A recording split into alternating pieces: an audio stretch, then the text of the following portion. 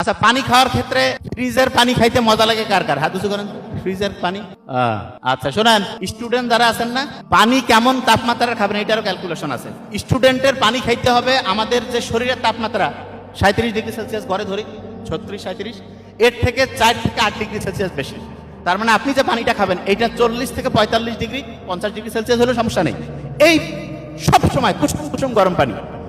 এইটা অনেকে বললো ভাই ঠান্ডার সময় তো ঠিক আছে। নো, ঠান্ডা গরম বছরের 12 মাস 365 দিন সব সময় কুসুম কুসুম গরম পানি। যে ভাই এটার লাভটা কি শোনেন, সারা পৃথিবীতে সবচেয়ে বেশি বাসে এরকম একটা দেশ না জাপান?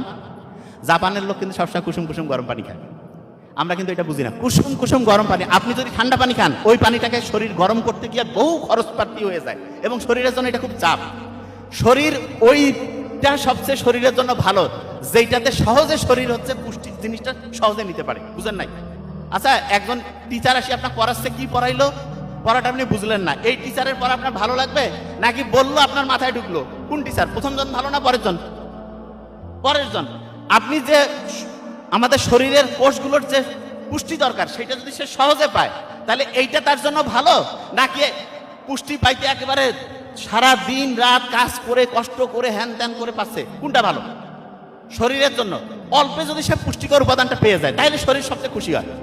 শরীরকে অল্প মানে খুব সহজভাবে পুষ্টিকর উপাদান দেওয়ার একটা ভালো বুদ্ধি হচ্ছে কুসুম কুসুম গরম পানি। হ্যাঁ, এখানে আবার বলি কুসুম কুসুম গরম পানি আবার ওই ভাত খাওয়ার সময় এক হাতে ভাত এক হাতে হচ্ছে গরম পানি না, খাওয়ার আধা ঘন্টা থেকে 45 মিনিট আগে অথবা খাওয়ার পরে আধা ঘন্টা থেকে 45 মিনিট। আরো ভালো যেটা বলে সেটা হচ্ছে খাওয়ার 1 ঘন্টা আগেও খাইতে পারেন আপনি, সমস্যা নেই। আর যখন পানিটা খাবেন না ওইখানে একটু হচ্ছে অ্যাসিড মিশাই দিবেন। অ্যাসিড মানে HCl এর কথা কই নেই, অ্যাসিটিক অ্যাসিড। আচ্ছা সহজ করে বলি, ভিনেগার আছে না, ভিনেগার